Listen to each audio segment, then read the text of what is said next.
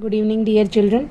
Today I brought Bhakti Sufi tradition, part 13, time period of this chapter 800 to 1800 century, and we have completed most of the topic of this chapter, like Alvar, Nayanars, and goddess, Tantric Puja, and Indian tradition also in southern India, and Sufism tradition also, which were brought by the outsider to the India, and it became the part of the Indian rituals.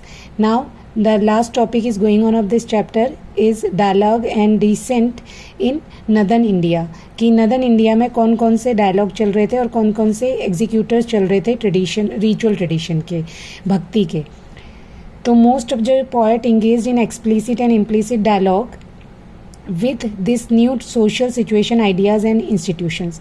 बहुत सारे जो poet थे, poet भी अब engage हो गए थे इस डिस्टिंक्ट और इम्पॉर्टेंट डायलॉग में, जो कि नया सोशल सिचुएशन और आइडियाज़ और इंस्टीट्यूशन से रिलेटेड था. मतलब कि नए सोशल सिचुएशंस, आइडियाज़, नए विचारों से और इंस्टीट्यूशन से रिलेटेड था. We will now see how these dialogues found expression. अब हम देखेंगे कि कैसे इन डायलॉग्स को एक्सप्रेशन मिला, मतलब क्या क्या इनके इम्पॉर्टेंट हुए, कैसे कैसे ये फैले इंडिया में. To see this we will be focus on 3 most influential figure of on the time. इस टाइम पीरियड के 2-3 इन्फ्लुएंशियल फिगर्स हैं, वो हैं कबीरदास, गुरु नानक देव एंड मीराबाई. सबसे पहले हम कबीरदास के बारे में पढ़ेंगे. वीविंग अ डिवाइन फैब्रिक, एक डिवाइन फैब्रिक के हैं, जैसे कि कबीर, एक ताना बाना है कबीर का. टाइम पीरियड है 14 to 15 century. Kabir was one of the most outstanding example of poet saint who emerged within this content. Kabir एक मोस्ट इम्पॉर्टेंट पोएट सेंट भी माना जाता है इनको, जो कि इस टाइम पीरियड पे, इस कॉन्टेक्स्ट पे एमर्ज हुए. Versus ascribed to him we have been compiled in these distinct relation. और जो इनकी वर्सेस थी उन्होंने 3 पार्ट्स में डिवाइड कर सकते हैं. कबीर बीजक, प्रिजर्व बाय कबीर पंथ इन वाराणसी, जो वाराणसी के कबीर पंथ के एक जो कम्युनिटी है उन्होंने इसको प्रिजर्व किया है. कबीर ग्रंथावली बाय दादू पंथ इन राजस्थान के जो फॉलोअर्स हैं उन्होंने कबीर ग्रंथावली में इसे ऐसे कंपाइल किया गया है. और लास्ट वाला है आदि ग्रंथ साहिब में भी इनकी जो कंपोजिशंस हैं उनका यूज़ किया गया है, जो कि पंजाबी सिखों का होली बुक है. तो चिल्ड्रन, यहाँ पर हमने कबीर बीजक, कबीर ग्रंथावली और आदि ग्रंथ साहिब में इनकी कंपोजिशंस जो भी इन्होंने कंपोज किया, जो भी इन्होंने कविताएं बनाई, वो यहाँ पर 3 पार्ट्स में डिवाइड हैं. इसको हमने पढ़ लिया है. Now will discuss the features of Kabir's poem. Kabir की पोएम्स के क्या फीचर्स थे.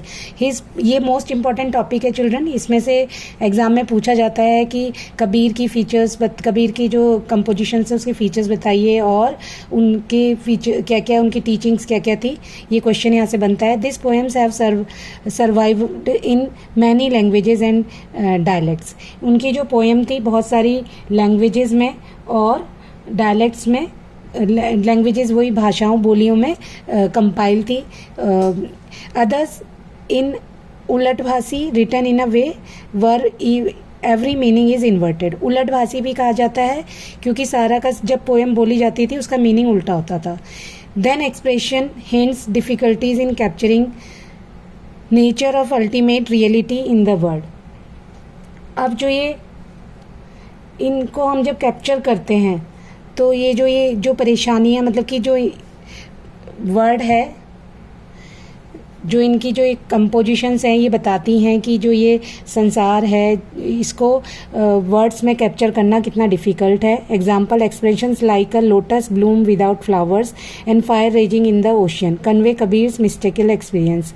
मतलब कि उनके जो मिस्टिकल एक्सपीरियंस थे वो अपने अनुभवों को किस तरह से एक्सप्रेस करते थे, कि जैसे यहाँ पर उन्होंने लिखा है कि एक जो लोटस है वो बिना किसी उसमें फ्लावर नहीं खिल रहे हैं और समुंदर में आग लगी हुई है. तो दोनों ये अपोजिट हैं, अपोजिट कंडीशन को भी रिप्रेजेंट कर रहे हैं. He is स्ट्राइक्ड in the range of tradition Kabir Drew on the describe ultimate reality. उन्होंने बहुत सारे ट्रेडिशन और जो रियलिटीज़ थी उनको स्ट्राइक किया है. जैसे कि इस्लाम, वेदांतिक ट्रेडिशन, योगिक ट्रेडिशन एक्सेट्रा। मतलब कि इनके खिलाफ, मतलब कि इन जो भी इनमें नेगेटिव पॉइंट्स थे उनको वो गलत मानते थे। यहाँ से उनकी टीचिंग्स आ जाती हैं। Diverse and some time complicated ideas are expressed in his poems. और कई बार वो अपनी पोएम्स में अलग अलग टाइप के आइडियाज़ और कॉम्प्लिकेटेड आइडियाज़ को एक्सप्रेस करते थे। Like some poems attack Hindu पॉलीथेइज्म।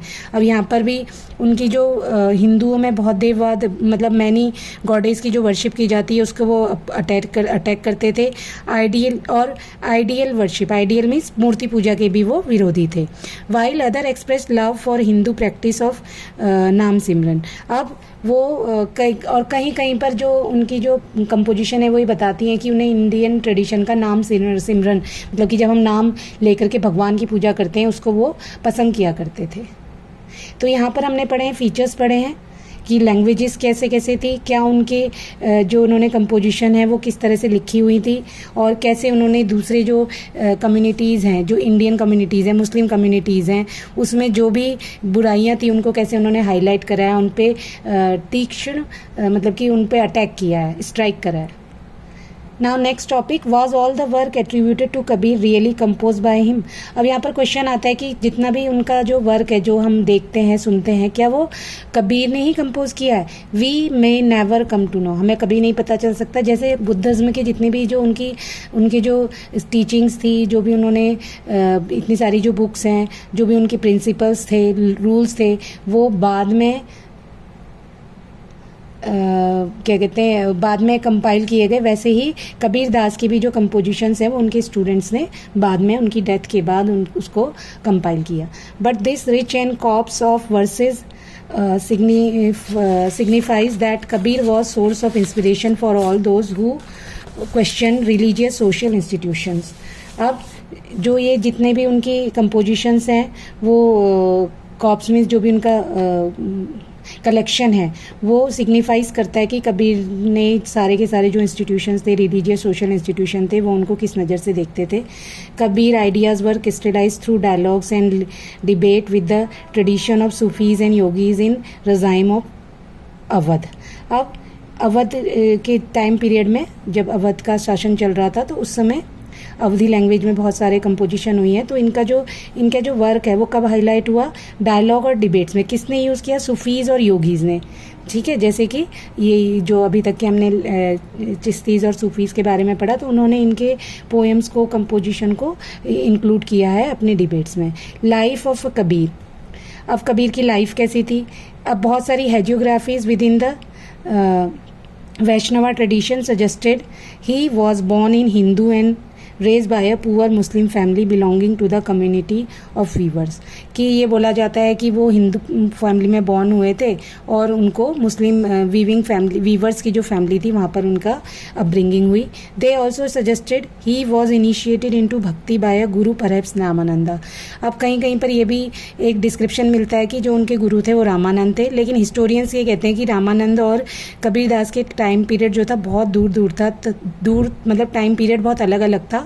तो इसलिए उसको क्या करना कि फिर भी उसको एक साथ जोड़ना थोड़ा सा मुश्किल लगता है, लेकिन फिर भी बुक्स में लिखा हुआ है रामानंद के बारे में। जब वो कंपोजिशन में लिखा हुआ है तो इसका मतलब कुछ ना कुछ उन दोनों के बीच में कनेक्शन था।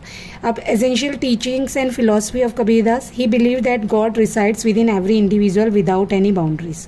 अब वो विश्वास करते थे, ये उनकी टीचिंग्स थी, कंपोजिशंस के थ्रू ही पता चलता है कि वो ये मानते थे कि जो गॉड है वो सभी के अंदर रहता है, किसी भी बाउंड्रीज के बिना। मतलब उनके कोई भेदभाव नहीं होता, गॉड के लिए सब बराबर हैं।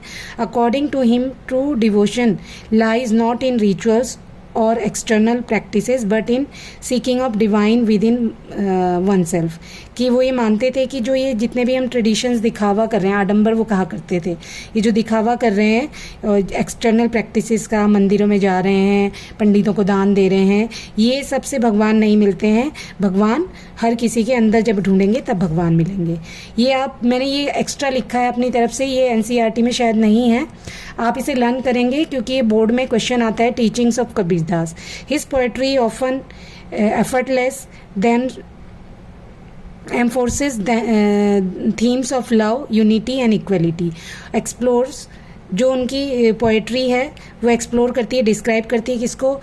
प्यार, यूनिटी और इक्वलिटी को इन सोसाइटी में सबके साथ पीसफुल रहना चाहिए, यूनिटी होनी चाहिए, इक्वलिटी होनी चाहिए। देखिए 1400-1500 टाइम पीरियड में था, डिफरेंट सेक्ट्स कम्युनिटीज़ इंडिया में आ रही थी, तो हो सकता है उन्होंने बहुत सारे जो ये थे सोशल डिस्क्रिमिनेशन थे उनको देख करके उन्होंने बहुत सारी अपनी टीचिंग्स बनाई होंगी, अपने इस स्पीचेस दी होंगी। तो आज का टॉपिक हम एंड करते हैं। Kabirdas is completed.